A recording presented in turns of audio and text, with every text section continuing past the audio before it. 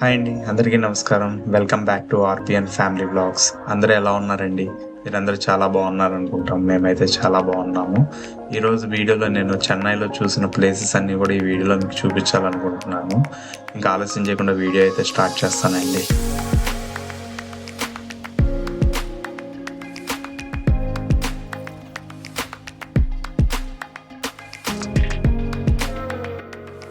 మేము చాలా సార్లు చెన్నై వచ్చామండి. వచ్చినప్పుడల్లా కొన్ని ప్లేసెస్ చూసుకొని వెళ్ళిపోయేవాళ్ళం. ఈసారైతే చెన్నై రావటానికి ఒక స్పెషల్ వర్క్ ఉందనమాట. ఆ వర్క్ ఎలా జరిగింది, ఆ విషయాలన్నీ కూడా నేను మీకు తర్వాత వీడియోలో చెప్తాను. ఇప్పుడైతే నేను ట్రైన్ దిగి క్యాబ్ గురించి అయితే వెళ్తున్నాము.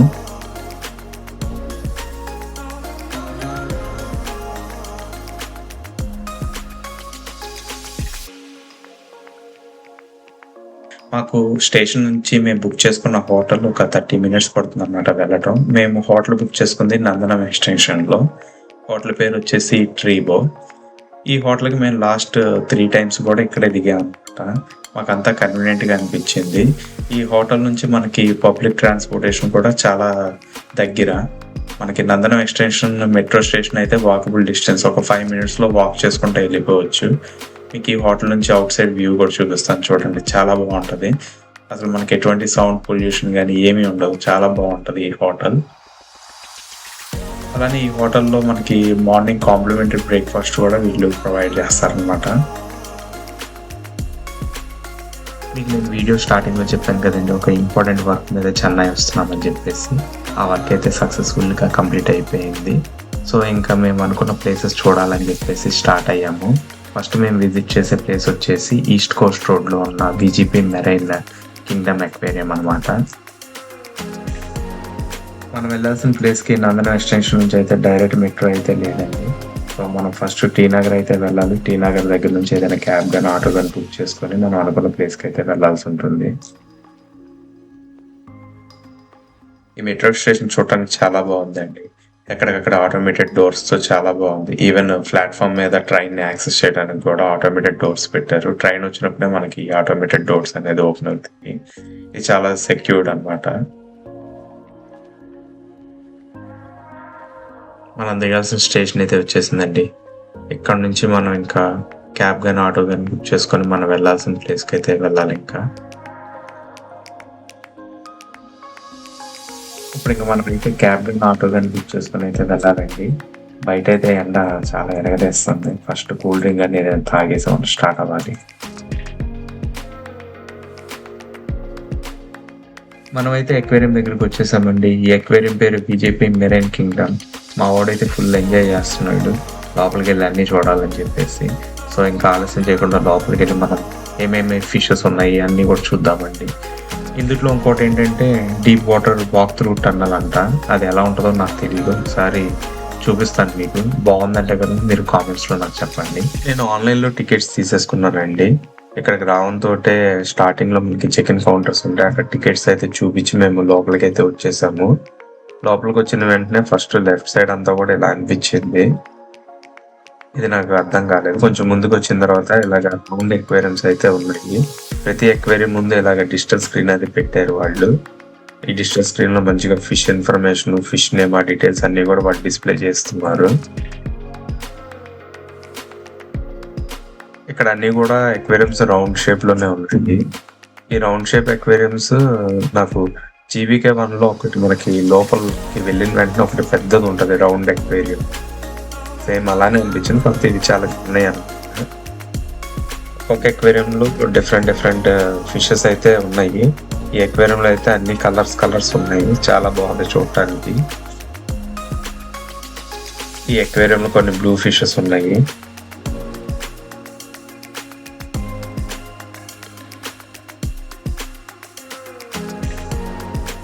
ఇదైతే కిందకి వెళ్ళే దారండి. ఇందాక మీకు ఎంట్రన్స్‌లో చూపించాను కదా! అటువైపు అనుకుంటా ఇది కిందకి వెళ్తుంది. ఇక్కడ కూడా దిగేటప్పుడు కూడా సైడ్ వాల్స్‌కి ఇలా అక్వేరియంస్ అయితే వీళ్ళు పెట్టారు. దీని పేరు ప్యారెట్ ఫిష్. నాకు తెలుసు ఆ ప్యారెట్ ఫిష్ ఒకటి. ఇదంతా కూడా కిందకి వెళ్ళేటప్పుడు కొన్నొచ్చేసి ఫౌంటైన్స్ ఇలా పెట్టారు. బాగా అనిపించింది చూడటానికి. ఇందులో అయితే లైవ్ గ్రాస్‌లో అయితే కొన్ని ఫిషెస్ అయితే ఉన్నాయి. అదైతే లోపల నుంచొని ఫోటో దిగొచ్చు. మా బాబుకు నుంచొని దిగమంటే చాలా భయపడ్డాడు. చూడటానికి అయితే చాలా బాగుందండి ఈ అక్వేరియంస్ అన్ని కూడా. ఇన్ని రకాల ఫిషెస్ అయితే నేను ఫస్ట్ టైం చూసాను. కిందకు వచ్చిన తర్వాత అయితే అక్వేరియంస్ చాలా పెద్దగా ఉన్నాయండి. అలానే ఫిషెస్ సైజ్ కూడా చాలా పెద్దగా ఉన్నాయి అక్వేరియంస్ లో. ఇక్కడ లోపలికి వెళ్ళి ఫొటోస్ తీసుకోవడానికి కూడా ప్రొవిజన్ ఉంది ఈ అక్వేరియంస్ కి. ఎటు నుంచి వెళ్ళాలో చూస్తున్నాను నేను. ఇదైతే షార్క్ ఫిష్ అండి, వైట్ షార్క్. అలానే బ్లాక్ షార్క్ ఫిషెస్ కూడా ఉన్నాయి ఇందులో కొన్ని. మేమిద్దరం అయితే లోపలికి వెళ్ళాము. లోపల నుంచి అయితే మాత్రం వ్యూ అయితే చాలా బాగుంది.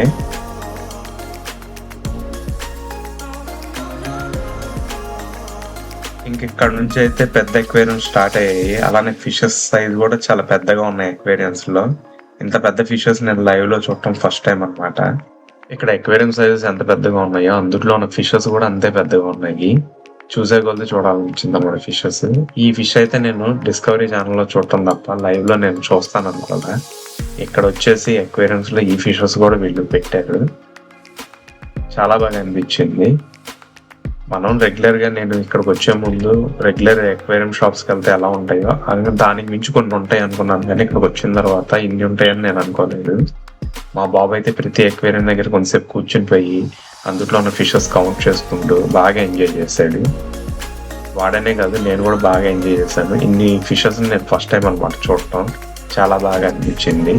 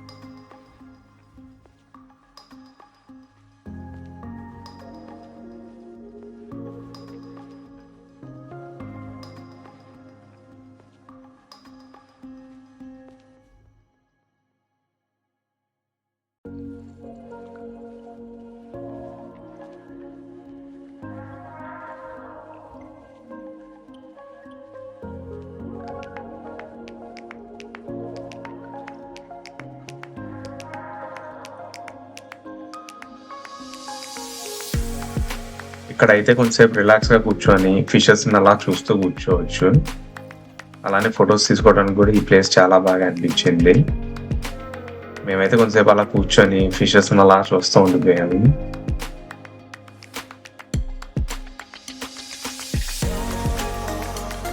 ఇవి జెల్లీ ఫిషెస్. కిడ్స్ అయితే బాగా ఎంజాయ్ చేస్తారు. ఇప్పుడు మేమైతే డీప్ వాటర్ వాక్ త్రూ టనల్లోకి అయితే వచ్చేసాము. ఇక్కడ నుంచి ఫిషెస్ చూడటం అయితే నెక్స్ట్ లెవెల్. నాకైతే సముద్రం కిందకి వెళ్ళిపోయి ఫిషెస్ అన్ని చూస్తాం ఫీల్ అయితే వచ్చింది.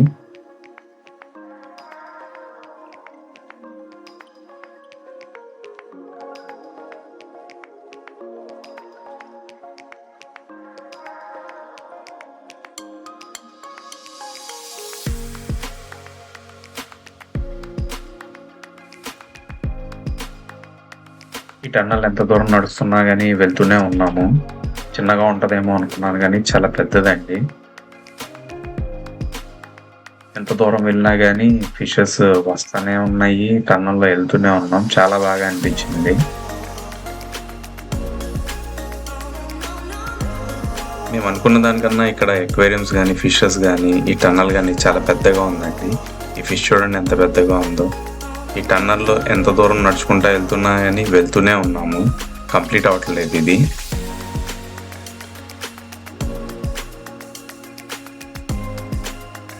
ఫైనల్లీ మేమైతే బయటకు వచ్చేసాము. ఇక్కడ నుంచి కొంచెం బయటికి వెళ్తే మాకు ఇక్కడ స్టోర్స్ అయితే ఉన్నాయన్నమాట. ఈ స్టోర్స్లో టీ షర్ట్స్, మళ్ళీ ఆ ఫిషెస్ లాంటివి, టాయ్స్ చాలా ఉన్నాయి. చాలా వెరైటీస్ ఉన్నాయి. మాకు ఇంకా ఆకలి వేస్తుంది అనమాట. ఇంకా ఇక్కడ నుంచి స్టార్ట్ అయ్యి ఫస్ట్ ఏదైనా తిన్న తర్వాత నెక్స్ట్ ప్లేస్కి వెళ్ళాలని చెప్పి ప్లాన్ చేసాము. వీళ్ళ దగ్గరే రెస్టారెంట్ ఉంది. రెస్టారెంట్కి అయితే వచ్చేసాము. కొంచెం అయితే ఫుడ్ తినేసాము ఇక్కడే మేము. నెక్స్ట్ మేము అనుకున్నది ఏంటంటే మెరీనా బీచ్కి వెళ్దాం అనుకున్నాము.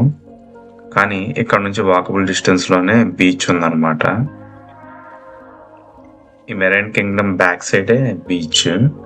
సో మేమైతే వాక్ చేసుకుంటూ బీచ్కి అయితే వచ్చేసాము. ఈ బీచ్ అయితే ఆహ్లాదంగా ప్రశాంతంగా ఉంది. పబ్లిక్ కూడా ఈ బీచ్లో చాలా తక్కువ మంది ఉన్నారండి. సో చీకటి పడితే ఇంకా ఎవరు ఉండరు ఇక్కడ. సో మేము కొద్దిసేపు ఇక్కడే ఉండి టైం స్పెండ్ చేయాలనుకున్నాము.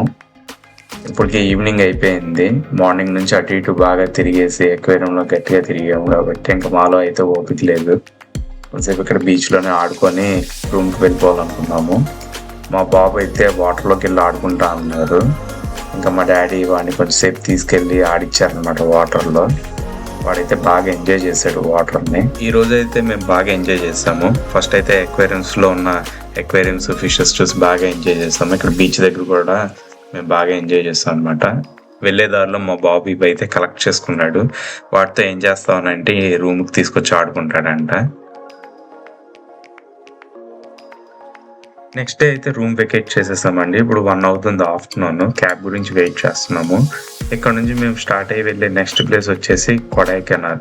ఫస్ట్ ఇక్కడ నుంచి మేము చెన్నై రైల్వే స్టేషన్ నుంచి కొడై రోడ్కి వెళ్తాము. కొడై రోడ్ నుంచి ఏదైనా క్యాబ్ కానీ ఏదైనా బుక్ చేసుకొని మేము కొడైకెనాల్ అయితే వెళ్తాము.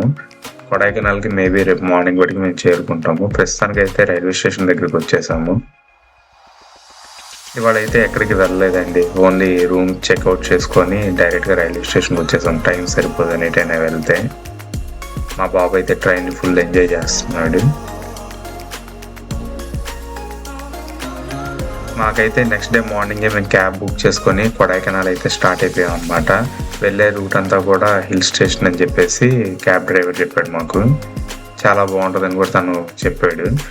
అతనే మంచి మంచి ప్లేసెస్లో ఆపుతాను, ఫొటోస్ కానీ వీడియోస్ కానీ తీసుకోవచ్చు అని చెప్పారు. వెళ్ళే దారిలో ఇది ఒక ప్లేస్ అనమాట. నేను వీడియో అంతా కూడా జర్నీ వీడియో అనేది మీకు నేను ఎక్కువ అప్లోడ్ చేయట్లేదండి. మెయిన్ కొడైకెనాల్లో ఉన్న ప్లేసెస్ మాత్రమే మీకు చూపిద్దాం అని చెప్పేసి మెయిన్ స్పాట్స్ మాత్రమే మీకు నేను ఈ వీడియోలో పెడుతున్నాను. మనందరికీ తెలిసిందే అండి, కొడైకెనాల్ వస్తే మనం చాలా ప్లేసెస్ చూడొచ్చు అని చెప్పేసి. మేమైతే ఫస్ట్ అయితే ఈ డాల్ఫిన్ నోస్ వ్యూ పాయింట్ దగ్గరికి అయితే వచ్చాము. ఇక్కడ నుంచి వ్యూ అయితే బాగుంది, చాలా బాగుంది అనమాట వ్యూ. మేము వచ్చిన రోజు వెదర్ కూడా చాలా బాగుంది. ఇక్కడైతే మేము కొంచెం సేపు అయితే ఉన్నాము. దాని తర్వాత మేమైతే స్టార్ట్ అయ్యి నెక్స్ట్ ప్లేస్కి అయితే వచ్చేసాము. ఇది వచ్చేసి క్రాకర్స్ వాక్ అనమాట. ఇది అయితే మనకి స్ట్రైట్ గా నడుచుకుంటా వెళ్ళటమే అంటే రైట్ సైడ్ అంతా కూడా హిల్స్ ఉంటాయి. వ్యూ పాయింట్స్, ఫొటోస్ తీసుకోవటం ఇవన్నీ కూడా బాగా ఎంజాయ్ చేయొచ్చు. ఇక్కడ ఏంటంటే ఈ క్రాకర్స్ వాక్ ఒక దగ్గర నుంచి స్టార్ట్ అయితే అదర్ ఎండ్ లో వచ్చేసి ఎగ్జిట్ ఉంటుంది. మధ్యలో మనం ఎక్కడ ఎగ్జిట్ అవటానికి ఉండదు, అలా నడుచుకుంటూ వెళ్ళిపోవటమే మనం. నేనైతే అక్కడక్కడ ఆగుతూ కొన్ని వీడియోస్, ఫొటోస్ తీసుకుంటూ అలా ఎంజాయ్ చేశాను. ఇక్కడ ఎంతసేపు ఉన్నానని టైం తెలియదండి. మేమైతే ఇక్కడ చాలాసేపు టైం స్పెండ్ చేసాము. చాలాసేపు ఆగుతూ నడుచుకుంటూ బాగా ఎంజాయ్ చేసాం అన్నమాట ఈ వ్యూ పాయింట్స్ అవన్నీ. నెక్స్ట్ అయితే మేము స్టార్ట్ అయ్యి కొడైకెనాల్ లేక్ దగ్గరికి అయితే వచ్చేసాము. ఈ లేక్ చుట్టూ వాక్ చేద్దామంటే ఈ లేక్ చాలా పెద్దదంట. సో మా క్యాబ్ డ్రైవర్ అన్నారు, మీరు వాక్ చేయాలంటే మార్నింగ్ వస్తే మీకు బాగుంటుందండి. ఇప్పుడైతే నేను క్యాబ్లోనే తిప్పి మీకు ఈ లేక్ అంతా చూపిస్తానని చెప్పారు. నేను మా క్యాబ్లోనే తను చెప్పినందుకు క్యాబ్ ఎక్కడమే కరెక్ట్ అనిపించింది. మాకు దగ్గర 45 minutes ఆ లేక్ చుట్టూ క్యాబ్లో తను రౌండ్ వేసుకొని చూపించాడు అనమాట. చాలా మంది ఏంటంటే సైక్లింగ్ చేసుకుంటూ అలా మంచిగా తిరుగుతూ ఉన్నారు. ఇక్కడ కూడా మంచి ప్లేసెస్ ఉన్నాయండి ఫొటోస్ తీసుకోవడానికి కానీ, వీడియోస్ తీసుకోవడానికి కానీ. టైం ఉంటే మంచిగా రిలాక్స్గా నడుచుకుంటా కూడా మంచిగా తిరగవచ్చు ఈ లేక్ చుట్టూ. చాలా బాగుందండి ఈ లేక్ అయితే. మాకైతే టైం నెక్స్ట్ ప్లేస్కి వెళ్ళాలి కాబట్టి మేము ఇంకా క్యాబ్లోనే తిరిగాము. నేను ముందే చెప్పాను కదండి మీకు, వీడియోస్లో నేను జర్నీ వీడియోస్ అనేది పోస్ట్ చేయను, ఓన్లీ మెయిన్ ప్లేసెస్ చూపిస్తానండి. మేము స్టార్ట్ అయ్యి అయితే నెక్స్ట్ ప్లేస్ దగ్గరికి వచ్చేసాము. ఇది రామేశ్వరం దగ్గర ఉన్న రామేశ్వరం బ్రిడ్జ్ అనమాట. ఇది రామేశ్వరం బ్రిడ్జ్కి లెఫ్ట్ సైడ్, రైట్ సైడ్ వచ్చేసి మనకి మెయిన్ బ్రిడ్జ్ ఉంటుంది. ఇది Rameswaram bridge, train bridge, Rameswaram train bridge ఇది. ఇక్కడ నుంచి మేము అయితే స్టార్ట్ అయ్యి ధనుష్కోట్ అయితే వచ్చేసామండి. మీరు చూసినట్టయితే కనుక ఈ రోడ్లో ఒక వైపు అంతా కూడా మనకి బే ఆఫ్ బెంగాల్ కనిపిస్తుంది, ఇంకో వైపు అంతా కూడా ఇండియన్ ఓషన్ అయితే ఉందన్నమాట. ఈ ధనుష్కోట్లో మనకి ఒకప్పుడు ఊరు ఉండేదంట. కాకపోతే 1964లో వచ్చిన సైక్లోన్లో ఆ ఊరంతా కొట్టుకుపోయింది. అప్పటి నుంచి ఇక్కడ ఎవరు ఉండట్లేదని చెప్పారు. మేము వచ్చే టైంకి ఇక్కడ ఫిషింగ్ అయితే చేస్తున్నారు.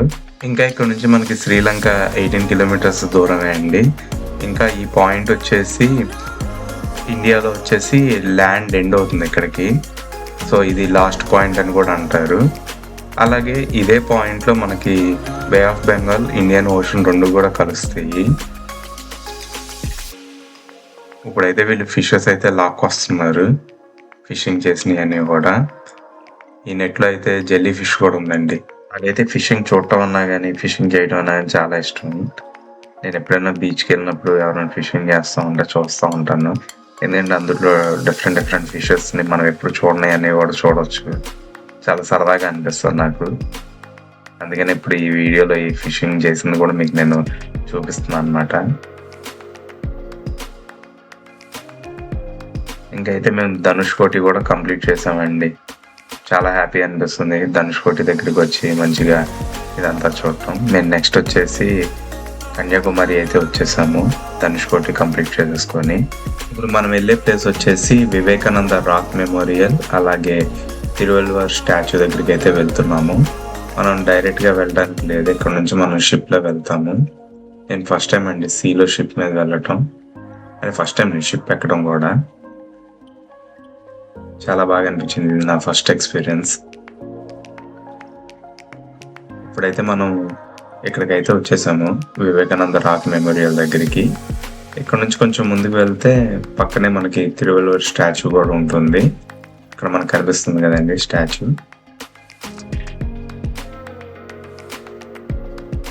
ఇక్కడ నుంచి అయితే వ్యూ చాలా బాగుందండి.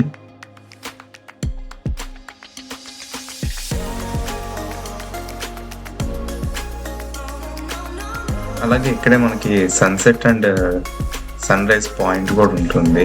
ఇది ఇక్కడ కాదనుకుంటా, అది వేరే ప్లేస్. ఇది అయిపోయిన తర్వాత అక్కడికి వెళ్దాము. అదే ఇప్పుడు వచ్చేసి sunset and sunrise point దగ్గరికి వచ్చేసామండి. మేము వచ్చేటప్పటికి సన్సెట్ అయితే అయిపోయింది. ఇది sunset and sunrise view point. ఈ చెన్నై ట్రిప్ అయితే మేము బాగా ఎంజాయ్ చేసామండి. చూడాలనుకున్న ప్లేసెస్ అన్ని కూడా చూసేసాము. ఇప్పుడైతే స్టార్ట్ అయ్యి హైదరాబాద్ వెళ్తున్నాము. హైదరాబాద్ అయితే వచ్చేసాం మేము. ఇంకా ఈ వీడియోలో మీకు చెప్పాను కదండి స్టార్టింగ్లో ఒక ఇంపార్టెంట్ వర్క్ మీద చెన్నై వెళ్ళామని చెప్పేసి. ఆ వర్క్ అనేది నేను మీకు నెక్స్ట్ వీడియోలో చెప్తానండి, ఎలా అయ్యింది ఏంటనేది. ఈ వీడియో కనుక మీకు నచ్చినట్లయితే కనుక ఈ వీడియోని లైక్ చేయండి, అలానే కామెంట్ చేయండి. మా ఛానల్ ఆర్పిఎన్ ఫ్యామిలీ బ్లాగ్స్ని సబ్స్క్రైబ్ చేసుకోండి. Thank you all.